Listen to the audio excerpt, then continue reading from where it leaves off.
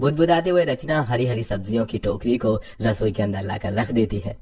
जेठानी जी, इतना सारा साग किस लिए आया है? किस लिए आया है का क्या मतलब है देवरानी जी? ये सारा का सारा साग बनाने के लिए आया है। चलो अब बिना समय खराब किए फटाफट से साग के पत्ते को अच्छी तरीके से चुन लो और हाँ, बारीक बारीक अच्छे से काटना, तभी पतीले में अच्छे से पकेगा और गलेगा। और प्लस में मक्की की रोटी भी बनाना, वो भी चूल्हे की। रचना बेचारी निकिता के जले पर नमक छिड़ककर रसोई से चली जाती है। निकिता खुंदक में उस हरी पत्तेदार सब्जियों वाली टोकरी को जोर से पटकती है। हे भगवान, इतना सारा साग बनाने में आज तो मेरी रेल बनने वाली है। कहां से कहां मैं हरी भरी सब्जी खाने वाली ससुराल में फंस गई। कोई चारा न सूझने पर निकिता चिढ़ते हुए एक एक साग के पत्ते को चुनती है और सब्जी वाले दराती से काटने लगती है, जिसमें उसकी उंगली कट जाती है। माँ, मेरी उंगली। एक तो ये साग के पत्ते बर्फ के जितने ठंडे हो रखे हैं कि मेरा हाथ जमने को हो रहा है। जैसे कुछ देर गुजरती है तो पूरा ससुराल खाने के लिए चिल्लम चिल्ली करता है। पोता बहू, ओ बहू, अरे जल्दी से मुझको खाना लाकर दे दे, मुझको दवाई भी खानी है। जी दादी माँ बस आई। सबको जल्दी से खाना बनाकर खिलाने में निकिता से मक्के के आटे में ज्यादा पानी डल जाता है। कई भैंस पानी में, इस मक्के के आटे का तो गोंद बन गया। इतने ढीले आटे की रोटी मुझसे चूल्हे पर नहीं बनेगी। बेचारी निकिता सूखा आटा डालकर उस आटे को सेट करती है और रोटी बनाने का चकला बेलन और सूखा आटा लेके आंगन में लाती है, जहाँ मिट्टी का चूल्हा बना होता है और आसमान से ओस पड़ रही थी। कितनी जोर जोर से हवा चल रही है, पर मेरे महान ससुराल वालों को तो चूल्हे वाली मक्के की रोटी खानी है। चल निकिता, हो जा शुरू। बेचारी किसी तरह जुगाड़ लगाकर चूल्हे की आंच जोड़ती है और मक्के की रोटी बनाती है, जिसमें पहली रोटी खराब बन जाती है। अरे बहू, कहाँ रह गई? आज की डेट में मक्के की रोटी सरसों का साग खिला देगी कि? लाई लाई बाबा जी। बेचारी भागकर गर्मा गर्म मक्के की रोटी खाने की मेज पर देकर आती है और सबको खाना खिलाने के बाद रसोई में फैले साग का कूड़ा उठाती है। हे भगवान, एक पन्नी भरकर तो ये एक बार की सब्जी का कूड़ा निकल गया। बेचारी थकी हालत में रात के 12 बजे तक पूरी रसोई समेट कर सोने के लिए जाती है। इसी तरह 2-4 हफ्ते गुजर जाते हैं और अब कड़ाके वाली ठंड गिरने लगती है, जिसके साथ ठंड के सीजन की हरी भरी सब्जियां बाजार में आने लगती है। साथ ही गली के सब्जी वाले भी बेचने के लिए आने लगते हैं। सब्जी ले लो, ताजी ताजी सब्जी ले लो, हरी पत्तेदार सब्जी ले लो, मेथी, सोया, बथुआ, मटर, मशरूम खा लो जी, ठंड के सीजन की कच्ची ताजी सब्जी ले लो। सब्जी वाले की आवाज सुनकर सभी पड़ोसन ठंड में सब्जी लेने के लिए बाहर आ जाती हैं और अरे ओ सब्जी वाले, 1 किलो बथुआ, 1 किलो पालक, आधी किलो मेथी कर दे। जी तोल देता हूँ भैया, 50 रुपए में एकदम फ्रेश साग है। अरे तू दाम की चिंता मत कर, खरीद ले। अरे भैया, मुझको 2-4 पैकेट मशरूम के और आधा किलो चौलिया कर देना। पड़ोसन को घर के बाहर आए सब्जी वाले से इतनी महंगी सब्जी खरीदते देखकर कलावती कचर कचर करने लगती है। हाय हाय, ये सब्जी वाले तो किलो की सब्जी पर 20 से 40 रुपए एक बार में वसूल लेते हैं। अच्छा है, हम तो खुद की सब्जी उगाते और खाते हैं। अरे कलावती माँ जी, हाँ ये ठंड के सीजन की सब्जी खरीद लो। अगर नहीं विमला, तुम ही खाओ ये रेडी वाली सब्जी, हम तो खुद अपने खेत में उगी हुई सब्जी खाते हैं। वैसे भी इन रेडी वालों की सब्जी बासी मुरझाई होती है, बनाने में अच्छी महक भी नहीं आती। अरे अम्मा जी, तुमको सब्जी नहीं खरीदनी तो मत खरीदो, कम से कम मेरे ग्राहक तो मत तोड़ो। एक तो ना खुद सब्जी लेती हो, ना दूसरे को लेने देती हो। कलावती को सब्जी लेने वाले ग्राहकों को भड़कते देखकर सब्जी वाले की बहसबाजी हो जाती है। माँ जी, देखने में तो सब्जी फ्रेश लग रही है, आज के लिए सब्जी इसी से ले लेते हैं। अरे निकिता बहू, जब हमने खुद की सीजन की सारी सब्जी लगा रखी तो क्यों फालतू के पैसे कटवाना? ये भगवान, कसम से इतनी कंजूसी करते तो मैंने बनिया को भी नहीं देखा। 10 रुपए की सब्जी लेने में भी इनका कलेजा मुंह को आ रहा है। बेचारी निकिता को एक बार फिर से ठंड में सब्जी लेने के लिए खेत में जाना पड़ता है, जहाँ ठंड की वजह से सारी सब्जियों पर सफेद सफेद बर्फ सी जम रखी थी। चारों तरफ कुहासा छाया था, ठंडी ठंडी हवा चल रही थी, जिससे बहू को थरथराहट होने लगती है।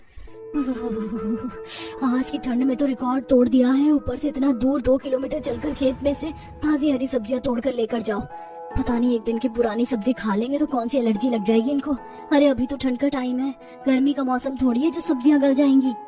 हरी सब्जी लेने के लिए इतना दूर चलकर ठंड में आने के चलते अक्सर निकिता के पैरों में सूजन भी आ जाया करती और जुकाम लग जाता है, जिससे उस दिन वो पूरे 1 हफ्ते के बनाने के लिए खेत में से हरी भरी सब्जी तोड़कर, जैसे कि धनिया, सोया, मेथी, पालक, बथुआ, टिंडा, खीरे तोड़कर घर ले जाती है, जिससे पूरी रसोई हरी भरी दिखने लगती है। तभी कलावती किचन में आकर एक बार में इतनी सब्जियां देखकर गुस्सा करती है।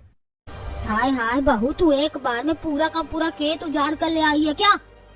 अरे केवल बनाने के लिए एक टाइम की सब्जी लेकर आने को कहा था तुझको, बाकी सब्जियों को पेड़ में लगी रहने देती ताकि ताजापन बना रहता। पर दादी माँ, डेली डेली इतनी ठंड में हरी सब्जी तोड़कर लाने में मुझे बहुत डर लगती है, इसलिए मैंने एक हफ्ते की हरी सब्जी की रसोई में स्टॉक कर दिया है, और ठंड में तो सब्जी फ्रेश रहती है।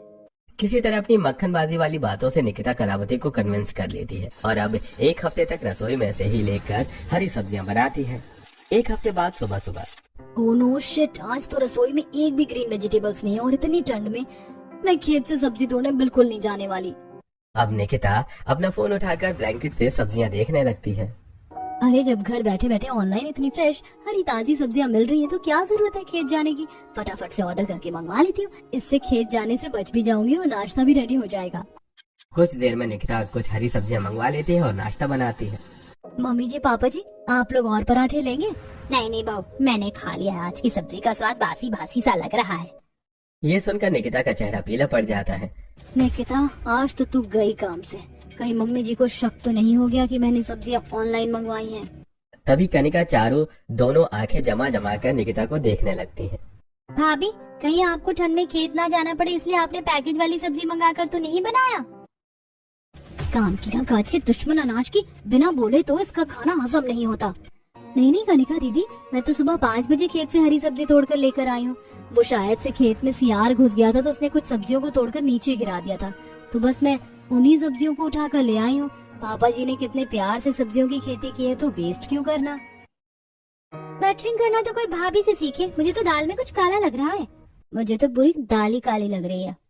दोनों नंद बार बार निकिता की तरफ देख देख कर फुसफुसाते हुए खाना खाते हैं। इस तरह कुछ समय गुजर जाता है। निकिता जल्दी सुबह ऑनलाइन सब्जियां ऑर्डर करके घर पर भी मंगवा लेते। हो गई सब्जियां ऑर्डर, सब्जी आने में आधा घंटा तो लगेगा, तब तक जाकर एक झपकी मार लेती हूँ। निकिता अपने कमरे में जाकर वापस से सो जाती है। तभी ब्लैंकेट वाला डोर बेल बजाता है, जिससे नितिन खोलता है। ये इतनी सुबह सुबह ठंड में कौन आ गया? जी कहिए कौन? अरे जी, आपके घर से किसी निकिता जी के नाम से सब्जी ऑर्डर की गई है, ये लीजिए। नितिन पैसे देकर सब्जी ले लेता है। इतने में कमरे में से निकिता बाहर आ जाती है। डर के मारे उसकी हवाइयां उड़ जाती हैं। निकिता, तुम इतने दिनों से पूरे परिवार को पैकेट वाली ये सब्जियां खिला रही थी, तभी मैं कहूँ इतने दिनों से सब्जी में स्वाद क्यों नहीं आ रहा है। बेचारी निकिता की आंखें नम हो जाती हैं। नितिन जी, मैं क्या करती, आपके घर में सभी को ताजी सब्जियां खाने की आदत है, एक टाइम बनाने की सब्जी भी एक्स्ट्रा नहीं रहती। इतनी ठंड में उतना दूर से खेत से हरी भरी सब्जी तोड़कर लाना और रसोई को हरी भरी बना कर रखने में मेहनत लगती है। मैं घर के काम काज करूँ, फिर रसोई संभालूं, सबके लिए बनाऊं भी और सबको खिलाऊं भी, इसके बाद खेत से सब्जी भी तोड़ कर लाऊं। इतना सब कुछ अकेले में कैसे करूँ? निकिता को इतना सब कुछ अकेले मैनेज करने में आ रही परेशानी को देखकर अब नितिन उसको समझता है और उसे दिन वो खेत में से इकट्ठी बहुत सारी हरी सब्जी लाकर रसोई भर देता है। इतनी सब्जियां 10 दिन के हिसाब से काफी रहेंगी, अब तुम आराम से बनाना। Thank you Nitin ji. निकिता जैसे ही हरी भरी रसोई में से गोभी की सब्जी बनाने के लिए निकालती है तो उसमें हरी सब्जी वाला मोटा सा कीड़ा चिपका होता है, जिसे देखकर उसकी सांस हलक में रह जाती है। कीड़ा कीड़ा, मम्मी जी, जेठानी जी, जल्दी आइए। अरे अरे, क्या हो गया देवरानी जी, क्यों रसोई को मच्छी बाजार बना कर रखा है? जेठानी जी, वो देखिए गोभी पर कितना मोटा सा कीड़ा चिपका हुआ है। ये क्या देवरानी जी, तुम्हें कीड़े से डर गई? हरी सब्जियों में कीड़े तो आते ही हैं, रुको मैं उसे उठाकर फेंक देती हूँ। रचना उस कीड़े को पत्ते से उठाकर डस्टबिन में फेंक देती है। चलो तुम फटाफट से सब्जी काट लो। बेचारी निकिता डरते डरते उस गोभी को देख देख कर काटती है और ठंड में खाना तैयार करके सबको खिलाती है। आज वाली आलू गोभी तो गजब की बनी है, काफी स्वादिष्ट है।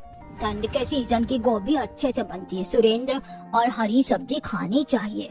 जहाँ ससुराल वाले चाव लेकर आलू गोभी खाते हैं, लेकिन कीड़े निकलने के बाद निकिता खाना नहीं खाती है।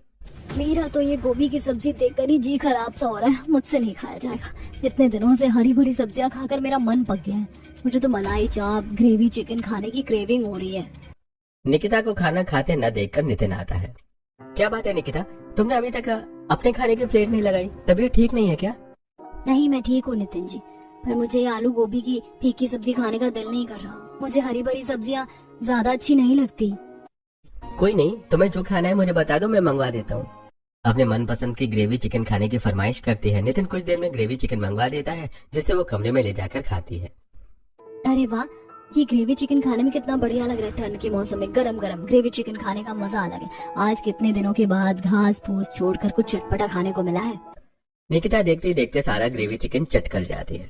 इसी तरह से कुछ दिन गुजर जाते हैं। वहीं रसोई के बाहर और रसोई के अंदर लगे गमले में लगी सब्जियों की गार्डनिंग के पौधे बड़े बड़े हो जाते हैं, जिससे पत्ते और सब्जी की बेल खिड़की में चढ़ जाते हैं, जिसमें बहुत ही ताजा ताजा फ्रेश मटर, मिर्ची, फली, पालक उगा हुआ देखकर जहाँ ससुराल वाले खुश होते हैं तो निकिता परेशान होती है।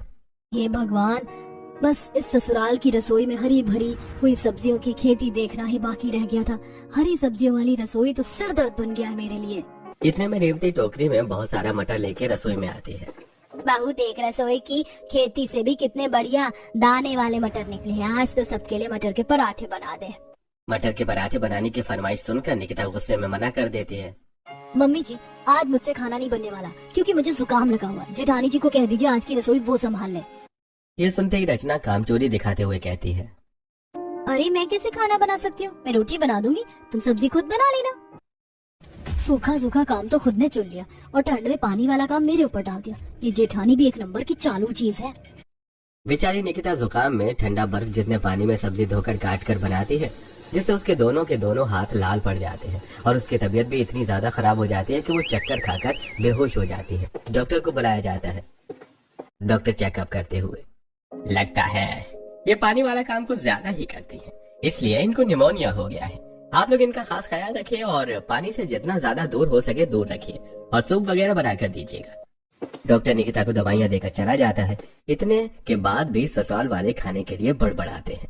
निकिता भाभी ने तो जानबूझकर अपनी तबीयत खराब कर लिया ताकि उन्हें खाना न बनाना पड़े। देख लो, आजकल की बहू को तो बिल्कुल छुई मुई है। जरा सा ठंडे पानी में काम करके बिस्तर पकड़ लेती है और हम अपने टाइम में तरह तरह की सब्जी तरकारी बोकर घर संभाल कर सब चीज कर लेते थे और इनको तो पका कर खिलाने में ही भारी लगता है। इतने के बाद भी पूरे परिवार वालों को शिकायत करते देखकर अब नितिन काफी ज्यादा गुस्सा करता है। अरे बस कीजिए आप लोगों में जरा सी भी इंसानियत नाम की चीज नहीं है। अरे वो बेचारी बिस्तर पर इतनी बीमार हालत में पड़ी है, आप लोगों की ताजी ताजी हरी सब्जी बनाकर खिलाने के चक्कर में ही रोज इतनी ठंड में वो खेत में सब्जी तोड़ कर लाती थी, इसलिए आज बेचारी की ये हालत हो रखी है। आप में से कोई भी एक सब्जी खाकर नहीं रह सकता, सबको अलग अलग हरी सब्जी चाहिए। नितिन की बात सुनकर सभी को खेत से टूट कर आई सब्जी खाने की आदत पर अफसोस होता है, जिसके बाद अब सभी निकिता पर सारा काम न छोड़कर उसकी मदद करवाते हैं। घर के मर्द खेत से सब्जी लेकर आते हैं तो वहीं घर की औरतें निकिता के साथ सब्जी साफ करवाती हैं और कोई सब्जी काटती है तो कोई उसके साथ खाना भी बनवाती है, जिससे ठंड में ससुराल की हरी भरी रसोई संभालने में निकिता को काफी आसानी हो जाती है।